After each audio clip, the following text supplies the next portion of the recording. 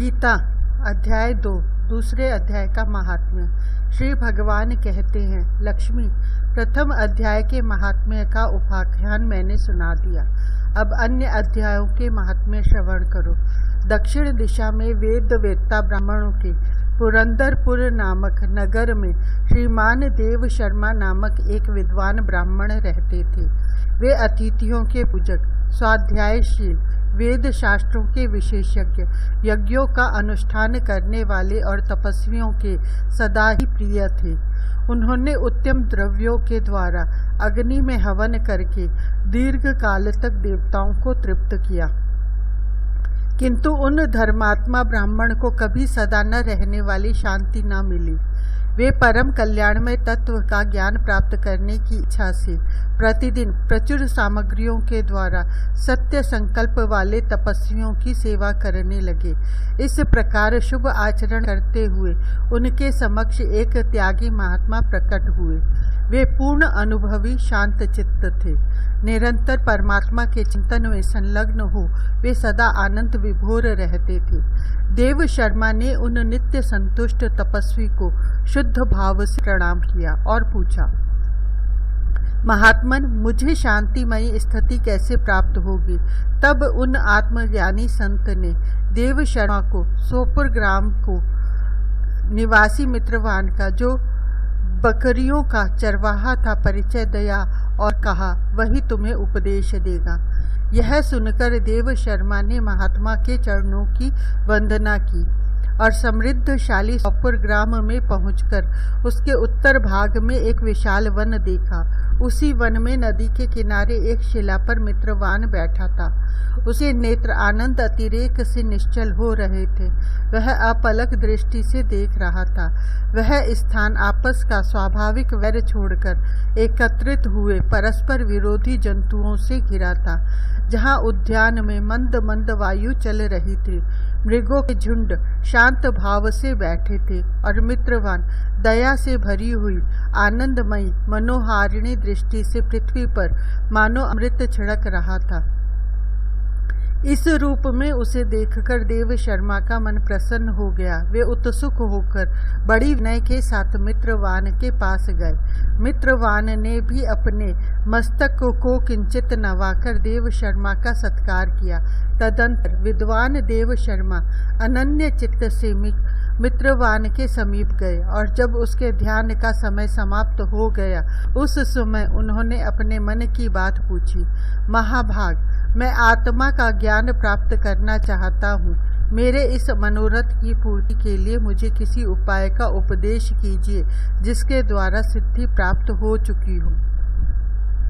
देव शर्मा की बात सुनकर के मित्रवान ने एक क्षण तक कुछ विचार किया। उसके बाद इस प्रकार कहा, विद्वन, एक समय की बात है, मैं वन के भीतर बकरियों की रक्षा कर रहा था। इतने में ही एक भयंकर व्याघ्र पर मेरी दृष्टि पड़ी, जो मानो सबको ग्रस लेना चाहता था। मैं मृत्यु से डरता था, इसलिए व्याघ्र को आते देख बकरियों के झुंड को आगे करके वहां से भाग चला। किंतु एक बकरी तुरंत ही सारा भय छोड़कर नदी के किनारे उस बाघ के पास बेरोक टोक चली गई। फिर तो व्याघ्र भी द्वेष छोड़कर चुपचाप खड़ा हो गया। उसे इस अवस्था में देखकर बकरी बोली, व्याघ्र, तुम्हें तो अभिष्ट भोजन प्राप्त हुआ है। मेरे शरीर से मांस निकालकर प्रेम पूर्वक खाओ ना। तुम इतनी देर से खड़े क्यों हो? तुम्हारे मन में मुझे खाने का विचार क्यों नहीं हो रहा है? व्याघ्र बोला, बकरी, इस स्थान पर आते ही मेरे मन से द्वेष का भाव निकल गया। भूख प्यास भी मिट गई, इसलिए पास आने पर भी अब मैं तुझे खाना नहीं चाहता। व्याघ्र के यों कहने पर बकरी बोली, न जाने मैं कैसे निर्भय हो गई हूँ। इसका क्या कारण हो सकता है? यदि तुम जानते हो तो बताओ। यह सुनकर व्याघ्र ने कहा, मैं भी नहीं जानता। चलो सामने खड़े हुए इन महापुरुष से पूछे। ऐसा निश्चय करके वे दोनों वहां से चल दिए। उन दोनों के स्वभाव में यह विचित्र परिवर्तन देखकर मैं बहुत विस्मय में पड़ा था। इतने में उन्होंने मुझसे ही आकर प्रश्न किया। वहां वृक्ष की शाखा पर एक वानर राज था। उन दोनों के साथ मैंने भी वानर राज से पूछा, विप्रवर, मेरे पूछने पर वानर राज ने आदर पूर्वक कहा, अजापाल सुनो, इस विषय में मैं तुम्हें प्राचीन वृत्तांत सुनाता हूँ। यह सामने वन के भीतर जो बहुत बड़ा मंदिर है उसकी ओर देखो। इसमें ब्रह्मा जी को स्थापित किया हुआ एक शिवलिंग है। पूर्व काल में यहाँ सुकर्मा नामक एक बुद्धिमान महात्मा रहते थे जो तपस्या में संलग्न होकर इस मंदिर में उपासना करते थे। वे वन में से फूलों का संग्रह कर लाते और नदी के जल से पूजनीय भगवान शंकर को स्नान कराकर उन्हीं से उनकी पूजा किया करते थे। इस प्रकार आराधना का कार्य करते हुए सुकर्मा यहाँ निवास करते थे। बहुत समय के बाद उनके समीप किसी अतिथि का आगमन हुआ। सुकर्मा ने भोजन के लिए फल लाकर अतिथि को अर्पण किया और कहा, विद्वन, मैं केवल तत्व ज्ञान की इच्छा से भगवान शंकर की आराधना करता हूँ। आज इस आराधना का फल परिपक्व होकर मुझे मिल गया, क्योंकि इस समय आप जैसे महापुरुष ने मुझ पर अनुग्रह किया है। सुकर्मा के ये मधुर वचन सुनकर तपस्या के धनी महात्मा अतिथि को बड़ी प्रसन्नता हुई। उन्होंने एक शिलाखंड पर गीता का दूसरा अध्याय लिख दिया और ब्राह्मण को उसके पाठ और अभ्यास के लिए आज्ञा देते हुए कहा, ब्राह्मण, इससे तुम्हारा आत्मज्ञान संबंधी मनोरथ अपने आप सफल हो जाएगा। यह कहकर वे बुद्धिमान तपस्वी सुकर्मा के सामने ही उनके देखते देखते अंतर्धान हो गए। सुकर्मा विस्मित होकर उनके आदेश के अनुसार निरंतर गीता के द्वितीय अध्याय का अभ्यास करने लगे। तदंतर दीर्घ काल के पश्चात अंतःकरण शुद्ध होकर उन्हें आत्मज्ञान की प्राप्ति हुई। फिर वे जहाँ जहाँ गए वहाँ का तपोवन शांत हो गया।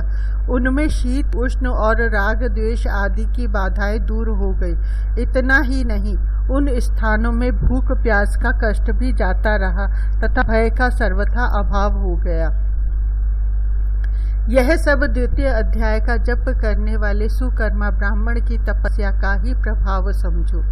मित्रवान कहता है, वानर राज के यूं कहने पर मैं प्रसन्नता पूर्वक बकरी और व्याघ्र के साथ मंदिर की ओर गया। वहां जाकर शिलाखंड पर लिखे हुए गीता के द्वितीय अध्याय को मैंने देखा और पढ़ा। उसी की आवृत्ति करने से मैंने तपस्या का पार पा लिया है। अतः भद्र पुरुष, तुम भी सदा द्वितीय अध्याय की ही आवृत्ति किया करो। ऐसा करने पर मुक्ति तुमसे दूर नहीं रहेगी। श्री भगवान कहते, प्रिय मित्रवान के इस प्रकार आदेश देने पर देव शर्मा ने उसका पूजन किया और उसे प्रणाम करके पुरंदरपुर की राह ली। वहाँ किसी देवालय में पूर्वोक्त आत्मज्ञानी महात्मा को पाकर उन्होंने यह सारा वृत्तांत निवेदन किया और सबसे पहले उन्हीं से द्वितीय अध्याय को पढ़ा। उनसे उपदेश पाकर शुद्ध अंतःकरण वाले देव शर्मा प्रतिदिन बड़ी श्रद्धा के साथ द्वितीय अध्याय का पाठ करने लगे। तब से उन्होंने अनवद्य प्रशंसा के योग्य परम पद को प्राप्त कर लिया। लक्ष्मी, यह द्वितीय अध्याय का उपाख्यान कहा गया। दूसरा अध्याय सांख्य योग। पहले अध्याय में गीता में कहे हुए उपदेश की प्रस्तावना रूप दोनों सेनाओं के महारथियों की तथा शंख ध्वनि पूर्वक अर्जुन का रथ दोनों सेनाओं के बीच खड़ा रखने की बात कही गई। बात में दोनों सेनाओं में खड़े अपने कुटुंबी और स्वजनों को देखकर शोक और मोह के कारण अर्जुन युद्ध करने से रुक गया और अस्त्र शस्त्र छोड़कर विषाद करने बैठ गया। यह बात कहकर उस अध्याय की समाप्ति की। बाद में भगवान श्री कृष्ण ने उन्हें किस प्रकार फिर से युद्ध के लिए तैयार किया, यह सब बताना आवश्यक होने से संजय अर्जुन की स्थिति का वर्णन करते हुए दूसरा अध्याय प्रारंभ करता है। अथ द्वितीयो अध्याय। संजय बोले, इस प्रकार करुणा से व्याप्त और आंसुओं से पूर्ण तथा व्याकुल नेत्रों वाले शोक युक्त उस अर्जुन के प्रति भगवान मधुसूदन ने ये वचन कहा। श्री भगवान बोले, हे अर्जुन, तुझे इस असमय में यह मोह किस हेतु से प्राप्त हुआ, क्योंकि न तो यह श्रेष्ठ पुरुषों द्वारा आचरित है, न स्वर्ग को देने वाला है और न कीर्ति को करने वाला ही है। इसलिए हे अर्जुन, नपुंसकता को मत प्राप्त हो, तुझमें यह उचित नहीं जान पड़ती। हे परतप, हृदय की तुच्छ दुर्बलता को त्याग कर युद्ध के लिए खड़ा हो जा। अर्जुन बोले, हे मधुसूदन, मैं रणभूमि में किस प्रकार बाणों से भीष्म पितामह और द्रोणाचार्य के विरुद्ध लड़ूंगा, क्योंकि हे अरिसूदन, वे दोनों ही पूजनीय हैं। इसलिए इन महानुभाव गुरुजनों को न मारकर मैं इस लोक में भिक्षा का अन्न भी खाना कल्याणकारक समझता हूँ, क्योंकि गुरुजनों को मारकर भी इस लोक में रुधिर से सने हुए अर्थ और काम रूप भोगों को ही तो भोगूंगा। हम यह भी नहीं जानते कि हमारे लिए युद्ध करना और न करना, इन दोनों में से कौन सा श्रेष्ठ है, अथवा यह भी नहीं जानते कि उन्हें हम जीतेंगे या हमको वे जीतेंगे, और जिनको मारकर हम जीना भी नहीं चाहते वे ही हमारे आत्मीय धृतराष्ट्र के पुत्र हमारे मुकाबले में खड़े हैं। इसलिए कायरता रूप दोष से उपहत हुए स्वभाव वाला तथा धर्म के विषय में मोहित चित्त हुआ मैं आपसे पूछता हूँ कि जो साधन निश्चित कल्याणकारक हो वह मेरे लिए कहिए, क्योंकि मैं आपका शिष्य हूँ। इसलिए आपके शरण हुए मुझको शिक्षा दीजिए, क्योंकि भूमि में निष्कंटक धन धान्य संपन्न राज्य को और देवताओं के स्वामी पने को प्राप्त होकर भी मैं उस उपाय को नहीं देखता हूँ जो मेरी इंद्रियों को सुखाने वाले शोक को दूर कर सके। संजय बोले, हे राजन, निद्रा को जीतने वाले अर्जुन, अंतर्यामी श्री कृष्ण महाराज के प्रति इस प्रकार कहकर फिर श्री गोविंद भगवान से युद्ध नहीं करूंगा यह स्पष्ट कहकर चुप हो गए। हे भरतवंशी धृतराष्ट्र, अंतर्यामी श्री कृष्ण महाराज ने दोनों सेनाओं के बीच में शोक करते हुए उस अर्जुन को हंसते हुए से यह वचन बोले। श्री भगवान बोले, हे अर्जुन, तू न शोक करने योग्य मनुष्यों के लिए शोक करता है, पंडितों के जैसे वचनों को कहता है, परंतु जिनके प्राण चले गए हैं उनके लिए और जिनके प्राण नहीं गए हैं उनके लिए भी पंडित जन शोक नहीं करते। न तो ऐसा ही है कि मैं किसी काल में नहीं था, तू नहीं था, अथवा ये राजा लोग नहीं थे, और न ऐसा ही है कि इससे आगे हम सब नहीं रहेंगे। जैसे जीवात्मा की इस देह में बालकपन, जवानी और वृद्ध अवस्था होती है, वैसे ही अन्य शरीर की प्राप्ति होती है। उस विषय में धीर पुरुष मोहित नहीं होता। हे कुंती पुत्र, सर्दी, गर्मी और सुख दुख देने वाले इंद्रिय और विषयों के संयोग तो उत्पत्ति, विनाशशील और अनित्य हैं। इसलिए हे भारत, उनको तू सहन कर, क्योंकि हे पुरुष श्रेष्ठ, दुख सुख को समान समझने वाले जिस धीर पुरुष को ये इंद्रिय और विषयों के संयोग व्याकुल नहीं करते वह मोक्ष के योग्य होता है। असत वस्तु की सत्ता नहीं है और सत्य का अभाव नहीं है। इस प्रकार तत्व ज्ञानी पुरुषों द्वारा इन दोनों का ही तत्व देखा गया है। नाश रहित तो तू उसको जाने जिससे यह संपूर्ण जगत दृश्य वर्ग व्याप्त है। इस अविनाशी का विनाश करने में भी कोई समर्थ नहीं है। इस नाश रहित अप्रमेय नित्य स्वरूप जीवात्मा के ये सब शरीर नाशवान कहे गए हैं। इसलिए हे भरतवंशी अर्जुन, तू युद्ध कर। जो उस आत्मा को मारने वाला समझता है तथा जो इसको मरा मानता है, वे दोनों ही नहीं जानते, क्योंकि यह आत्मा वास्तव में न तो किसी को मारता है और न किसी के द्वारा मारा जाता है। यह आत्मा किसी काल में भी न तो जन्मता है और न मरता ही है, और न यह उत्पन्न होकर फिर होने वाला ही है, क्योंकि यह अजन्मा, नित्य, सनातन और पुरातन है।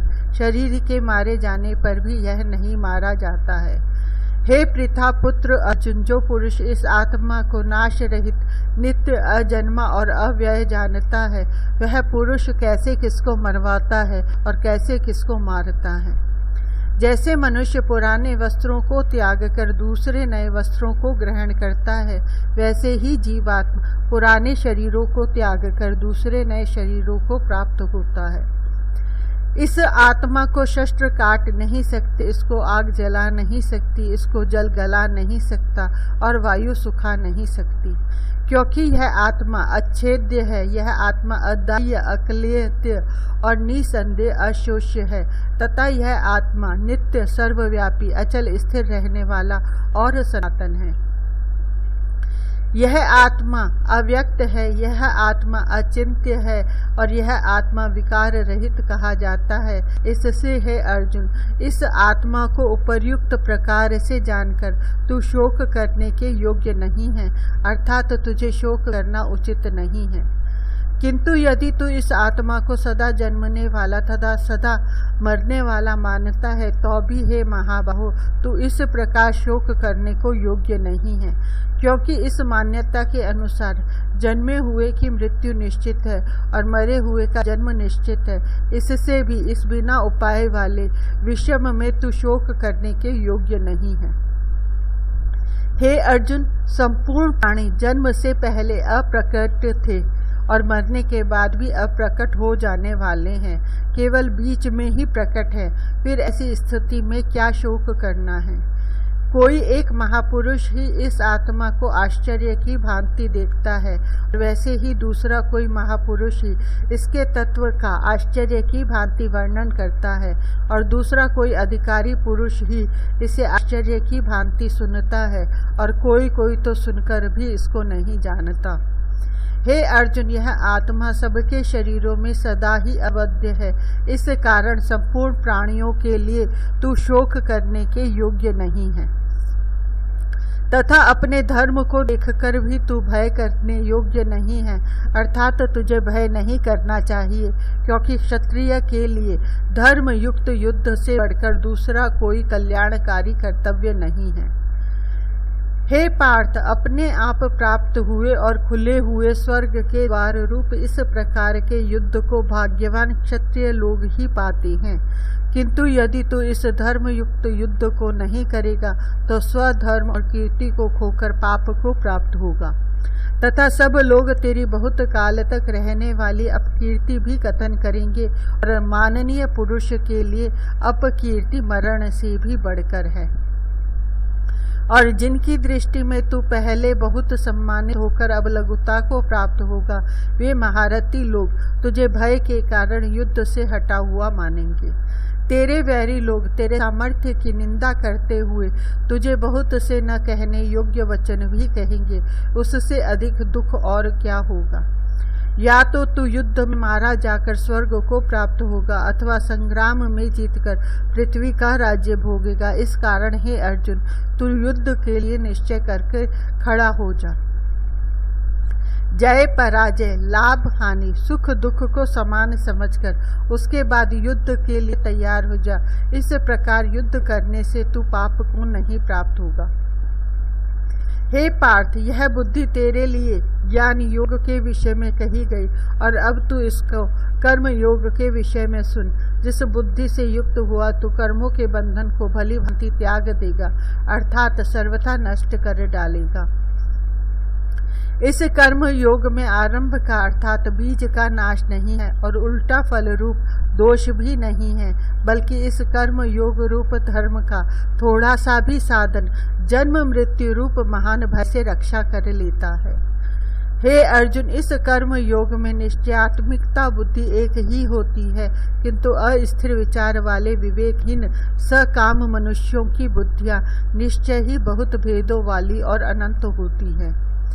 हे अर्जुन, जो भोगों में तन्मय हो रहे हैं, जो कर्म फल के प्रशंसक वेद वाक्यों में ही प्रीति रखते हैं, जिनकी बुद्धि में स्वर्ग ही परम प्राप्य वस्तु है और जो स्वर्ग से बढ़कर दूसरी कोई वस्तु ही नहीं है, ऐसा कहने वाले हैं, वे अविवेकी जन इस प्रकार की जिस पुष्पित अर्थात दिखाऊ शोभायुक्त वाणी को कहा करते हैं, जो कि जन्म रूप कर्म फल देने वाली और भोग तथा ऐश्वर्य की प्राप्ति के लिए नाना प्रकार की बहुत सी क्रियाओं का वर्णन करने वाली है, उस वाणी द्वारा जिनका चित्त हर लिया गया है, जो भोग और ऐश्वर्य में अत्यंत आसक्त है, उन पुरुषों की परमात्मा में निश्चयात्मिकता बुद्धि नहीं होती।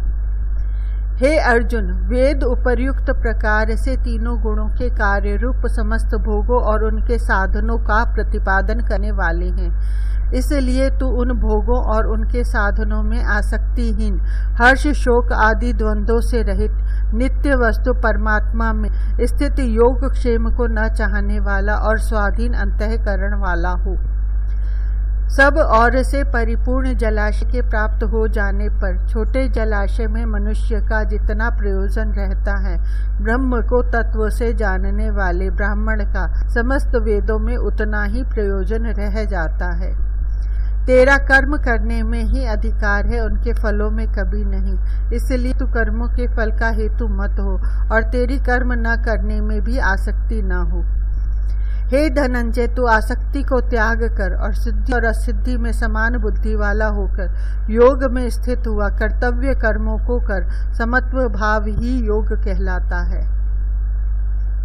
इस समत्व बुद्धि योग से सकाम कर्म अत्यंत ही निम्न श्रेणी का है। इसलिए हे धनंजय, तू सम बुद्धि में ही रक्षा का उपाय ढूंढ, अर्थात बुद्धि योग का ही आश्रय ग्रहण कर, क्योंकि फल के हेतु बनने वाले अत्यंत दीन हैं। समबुद्धि युक्त पुरुष पुण्य और पाप दोनों को इस लोक में त्याग देता है, अर्थात उनसे मुक्त हो जाता है। इससे तू समत्व रूप योग में लग जा। यह समत्व रूप योग ही कर्मों में कुशलता है, अर्थात कर्म बंधन से छूटने का उपाय है। क्योंकि समबुद्धि से युक्त ज्ञानी जन कर्मों से उत्पन्न होने वाले फल को त्याग कर जन्म रूप बंधन से मुक्त हो निर्विकार परम पद को प्राप्त हो जाते हैं।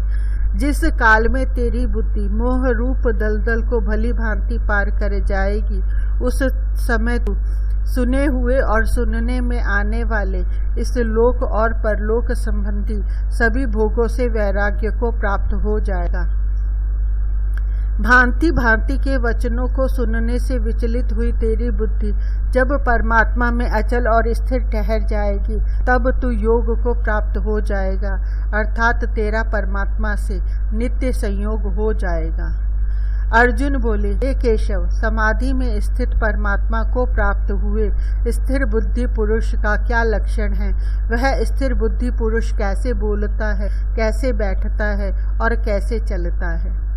श्री भगवान बोले, हे अर्जुन, जिस काल में यह पुरुष मन में स्थित संपूर्ण कामनाओं को भली भांति त्याग देता है और आत्मा से आत्मा में ही संतुष्ट रहता है, उस काल में वह स्थित प्रज्ञ कहा जाता है।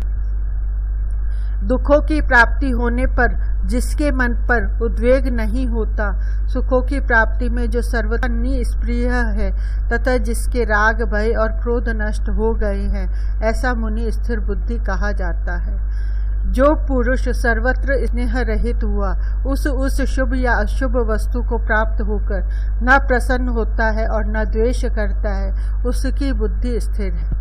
और जैसे कछुआ सब और से अपने अंगों को समेट लेता है, वैसे ही जब यह पुरुष इंद्रियों के विषयों से इंद्रियों के सब प्रकार से हटा लेता है, तब उसकी बुद्धि स्थिर है, ऐसा समझना चाहिए।